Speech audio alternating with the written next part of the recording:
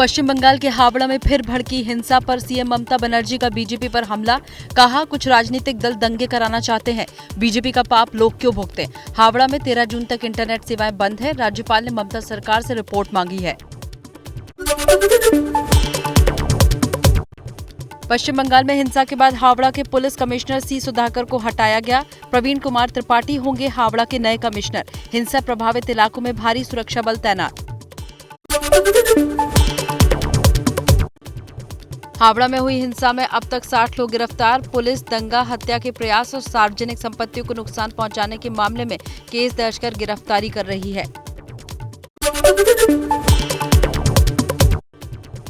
बंगाल हिंसा को लेकर बीजेपी आईटी सेल के प्रमुख अमित मालवीय ने ममता सरकार पर साधा निशाना।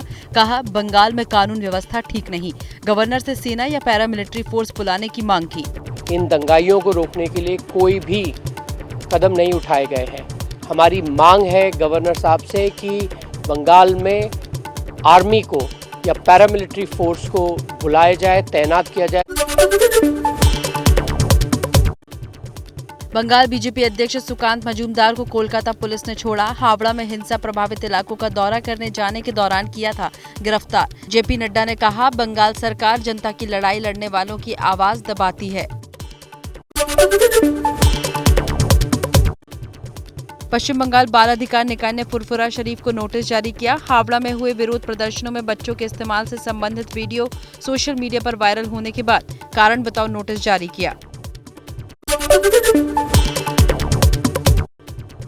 देश भर में कल हुई हिंसा पर केंद्रीय मंत्री प्रहलाद पटेल का बड़ा बयान। कहा, जिन शहरों में दंगा भड़का उसके पीछे पाकिस्तान का हाथ, क्योंकि कुछ देश भारत की बढ़ती लोकप्रियता देखकर जल रहे हैं।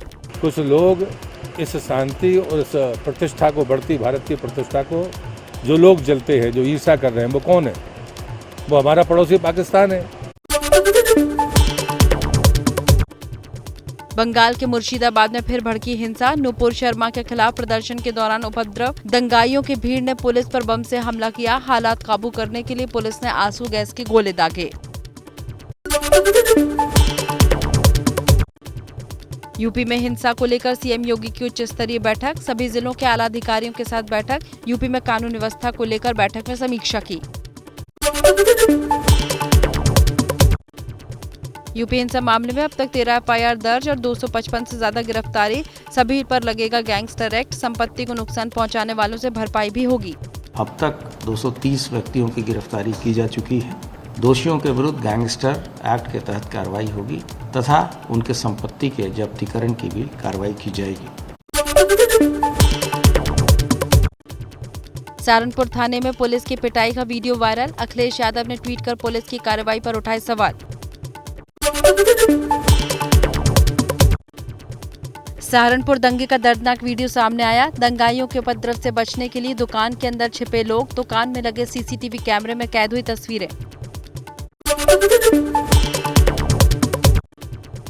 हिंसा के आरोपियों के खिलाफ यूपी सरकार का एक्शन। सहारनपुर में आरोपियों के घर पर चला बुलडोजर।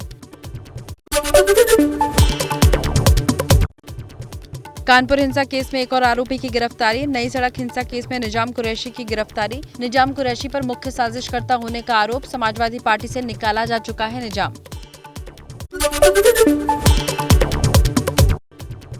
आज प्रयागराज में चल सकता है हिंसा के आरोपियों पर बुलडोजर। प्रयागराज हिंसा में गिरफ्तार आरोपियों के घरों पर बुलडोजर चलाने की तैयारी की जा रही है।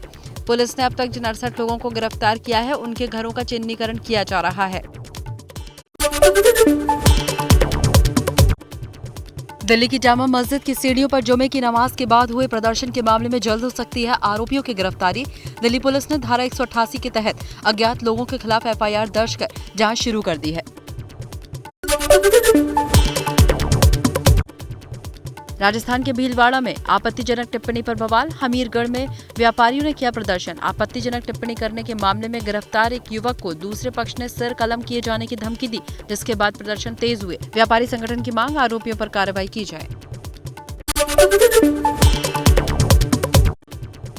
अम्बेडकर नगर के टांडा में हुए प्रदर्शन और बवाल के मामले में पुलिस ने मास्टरमाइंड की शिनाख्त की। घटना का मास्टरमाइंड फराज इमाम है, जिसे पुलिस ने गिरफ्तार कर लिया है। घटना में शामिल कुल 26 लोग पुलिस हिरासत में हैं और अन्य की तलाश जारी है। अब देश की सियासत से जुड़ी कुछ खबरें फटाफट अंदाज में।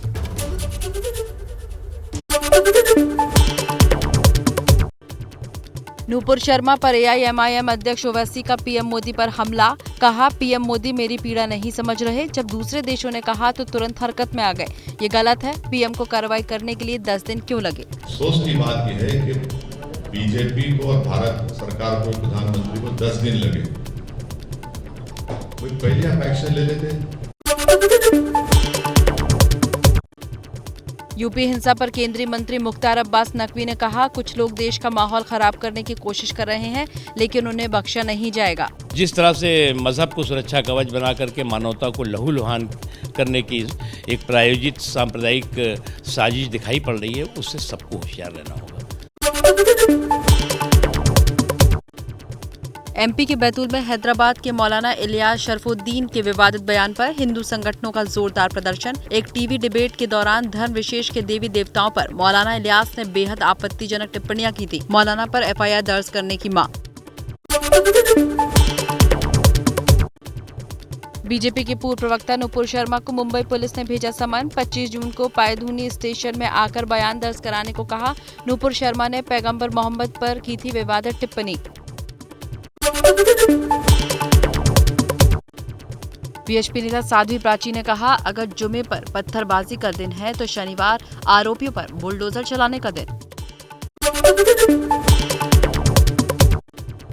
हरिद्वार में विश्व हिंदू परिषद की 2 दिवसीय बैठक का आज दूसरा दिन। कल जिन प्रस्तावों पर सहमति बनी, आज उस पर चर्चा को आगे बढ़ाया जाएगा। इन प्रस्तावों में धर्मांतरण पर नियंत्रण, घर वापसी करवाने, ज्ञानवापी जैसे मुद्दों पर चर्चा शामिल है। नेशनल हेराल्ड मामले में सोनिया राहुल को मिले ईडी के समन के खिलाफ आज कांग्रेस देश भर में करेगी प्रेस कॉन्फ्रेंस। सोमवार को पूछताछ के लिए राहुल को ईडी ने बुलाया है। उस दिन भी कांग्रेस पूरे देश में आंदोलन करेगी। गृह मंत्री अमित शाह आज गुजरात के गांधीनगर में कई विकास परियोजनाओं का उद्घाटन और शिलान्यास करेंगे। इंस्टीट्यूट ऑफ रूरल मैनेजमेंट आनंद के 41वें दीक्षांत समारोह में भी शामिल होंगे शाह। गुजरात चुनाव से पहले आप में बड़ा बदलाव होगा। आम आदमी पार्टी आज अपने नए संगठन की घोषणा करेगी। इसमें सभी जाति और समुदाय के लोगों को शामिल किया जाएगा। गुजरात प्रभारी संदीप पाठक नए संगठन की घोषणा करेंगे। जेल से छूटने के बाद पहली बार रैली करेंगे आजम खान। रामपुर लोकसभा उपचुनाव के SP उम्मीदवार आसिम रजा के लिए मांगेंगे वोट। करीब 2.5 साल बाद करेंगे चुनावी सभा को संबोधित। विधायक शोभा रानी कुशवाहा के बगावती तेवर। शोभा रानी ने दिए बीजेपी छोड़ने के संकेत। बीजेपी के खिलाफ अपनी नाराजगी बयां की। शोभा रानी ने क्रॉस वोटिंग कर कांग्रेस को दिया था वोट। राष्ट्रपति चुनाव को लेकर हलचल तेज। ममता बनर्जी ने 15 जून को दिल्ली में सोनिया गांधी, अरविंद केजरीवाल समेत 22 विपक्षी नेताओं को बैठक के लिए बुलाया। जगन मोहन रेड्डी को नहीं दिया न्योता। बिहार के सीएम नीतीश कुमार को राष्ट्रपति बनाने की उठी मांग। गोपालगंज से जेडीयू सांसद आलोक कुमार सुमन ने कहा, अगर एनडीए राष्ट्रपति पद के लिए नीतीश कुमार को चुनता है तो हम इसे पसंद करेंगे। राष्ट्रपति के रूप में अगर उनकी एनडीए की तरफ से चयन की जाती है तो मैं तो चाहूँगा कि हाँ, जेडीयू चाहेगा कि हम लोग के राष्ट्रपति माननीय मुख्यमंत्री जी श्री नीतीश कुमार जी बने। पंजाब के सीएम भगवंत मान ने राहुल गांधी की उम्र पर कसा तंज। कहा, हमारे पिता 50 क्रॉस कर जाएं तो बुजुर्ग हो जाते हैं, जबकि राहुल गांधी 53 साल के होने के बाद भी आज भी युवा नेता हैं। राहुल गांधी जी हजे तक भी युवा नेता हो। हमारे बाप 50 क्रॉस कर जाएं उनको बोलते हैं बुजुर्ग। कांग्रेस ने कुलदीप बिश्नोई को पार्टी के सभी पदों से हटाया। बिश्नोई ने हरियाणा में राज्यसभा चुनाव में क्रॉस वोटिंग की थी, जिसकी वजह से अजय माकन चुनाव हार गए। बीजेपी अध्यक्ष जेपी नड्डा ने पार्टी मुख्यालय में मिशन प्रमुखों से की बात। ब्रिटेन, स्पेन, थाईलैंड, मॉरिशस समेत 13 देशों के मिशन प्रमुख हुए हैं शामिल। यूपी के प्रतापगढ़ में बीजेपी कार्यालय से डिप्टी सीएम ब्रजेश पाठक के निकलते समय आपस में भिड़े नेता। विनोद सोनकर के साथ धक्का मुक्की के बाद शुरू हुआ विवाद मारपीट तक जा पहुंचा। सोशल मीडिया पर वीडियो हुआ वायरल। अब फटाफट अंदाज में देख लेते हैं देश की अहम खबरें।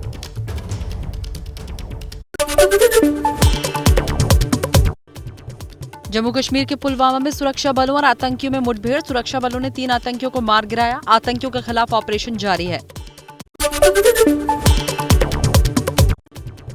जम्मू कश्मीर के बारामूला में पुलिस को बड़ी सफलता, पट्टन से 2 नए भर्ती किए गए आतंकियों को गिरफ्तार किया गया। आतंकियों को पंचायत और अल्पसंख्यक समुदाय के सदस्यों की हत्याओं को अंजाम देने का काम सौंपा गया था।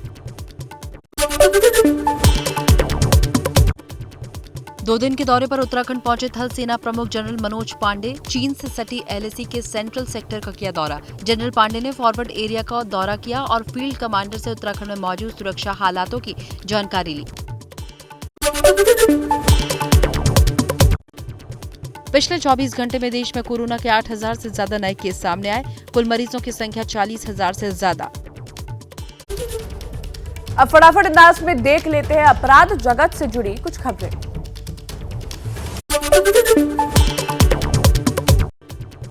यूपी के गाजियाबाद में बुलंदशहर इंडस्ट्रियल एरिया में साबुन की फैक्ट्री में भीषण आग। मौके पर फायर ब्रिगेड की 25 गाड़ियों ने आग पर पाया काबू। केमिकल ड्रम में ब्लास्ट की वजह से लगी थी आग। पंजाब के फरीदकोट में एक बार फिर खालिस्तान समर्थक नारों की गूंज से दहशत फैलाने की साजिश। न्यायाधीश के आवास की दीवारों पर खालिस्तान समर्थक जिंदाबाद के नारे लिखे मिले। पुलिस के मुताबिक SFJ कार्यकर्ता गुरपतवंत सिंह पन्नू का वीडियो सामने आया है। जांच जारी।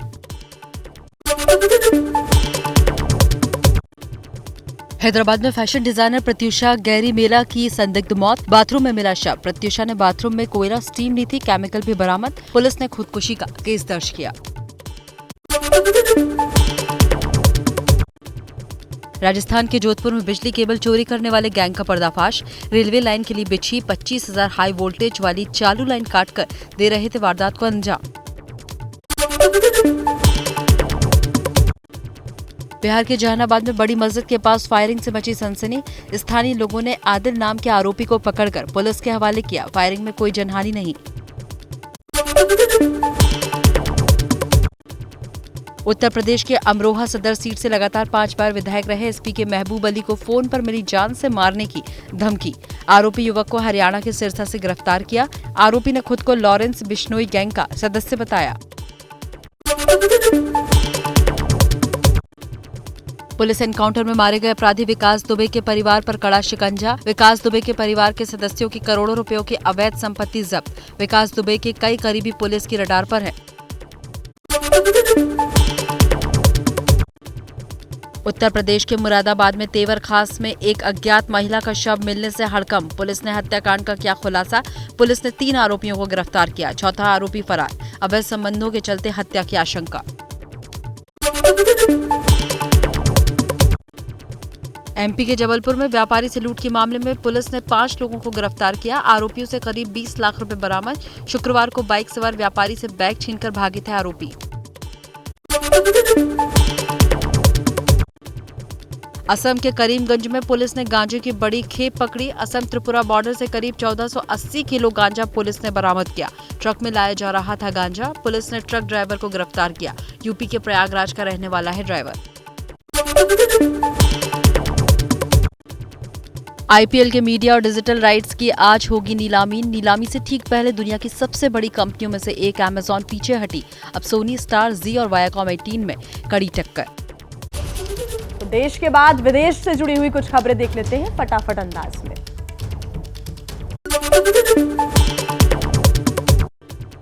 आज से जेनेवा में WTO का सम्मेलन। वाणिज्य और उद्योग मंत्री पीयूष गोयल करेंगे भारतीय प्रतिनिधिमंडल का प्रतिनिधित्व। 12वें मंत्री स्तरीय सम्मेलन में भारत खाद्य सुरक्षा, किसानों और मछुआरों के हितों की रक्षा पर देगा जोर।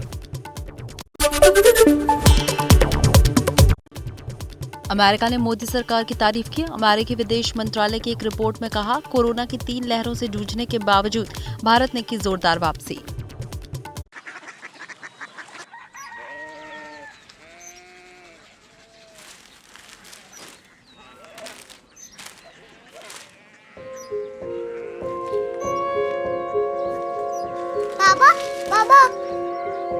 कोरिया सिटी जानिए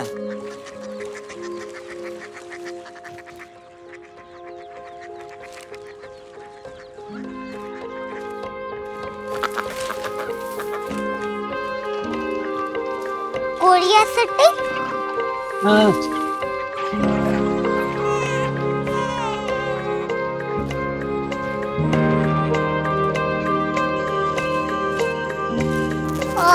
कोरिया सिटी कहाँ पे है? शहर अंग्रेजी लगे हैं।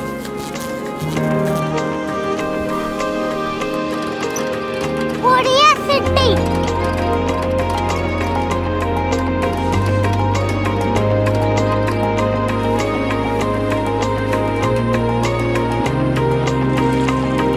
वो बहुत दूर है।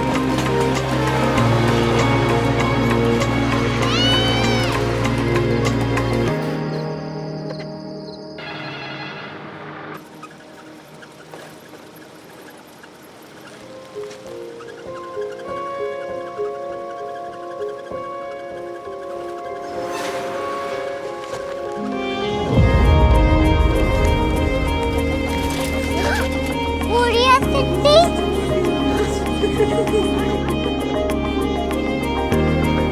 दुनिया कुछ लोग बड़े होते हैं। कोरिया सिटी कहाँ है? प्रोफेसर साहब को पता होगा। हो, ये छोटा वाला ग्लोब लगता है और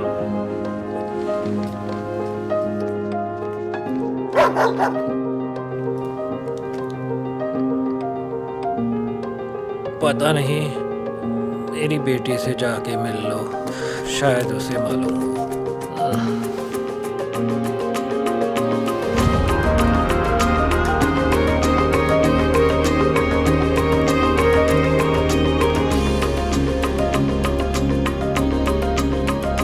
हाय,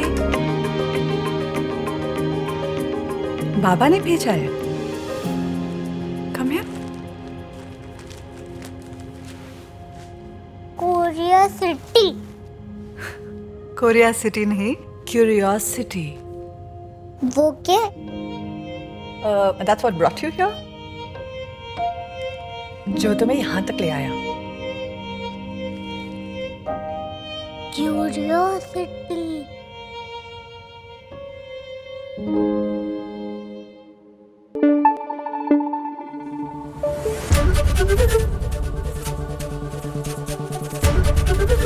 ABP न्यूज आपको रखे आगे।